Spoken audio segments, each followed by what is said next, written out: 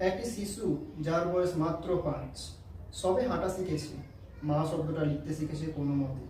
ভাবুন তো, যদি সে আজ জীবিত না থাকে, গাজায় এমন 14,000-এর বেশি শিশুর জীবন ঝুঁকির মুখে, প্রায় 48 ঘন্টার ব্যবধানে। এ কথা আজ আমরা বলছি কাঁপা গলায়, ভারী হৃদয়ে। ইউএন এবং বিসিসিআর রিপোর্ট অনুযায়ী গাজার শিশুরা এখন পৃথিবীর সবচেয়ে অনিরাপদ স্থানে বসবাস করছে। গড়ে 120 থেকে 150 জন শিশু প্রাণ হারাচ্ছে। বোমা পড়ছে স্কুলে, ঘুমন্ত শিশুর মাথার উপর। খাবার নেই, জল নেই, চিকিৎসা নেই, শুধু আসছে কান্না, ধুলো আর ধ্বংসস্তূপ। গাজার স্বাস্থ্য মন্ত্রণালয়ের তথ্য অনুযায়ী এখন পর্যন্ত বোমা বর্ষণে নিহত হয়েছে শিশুদের সংখ্যা 14,500-র বেশি ছাড়িয়ে গেছে। তাদের মধ্যে কেউ ক্লাস 2-তে পড়ে, কেউ তো স্কুলই দেখেনি। দেখা হয়ে ওঠেনি মাঠ, শেষবার মায়ের মুখটাও দেখতে পায়।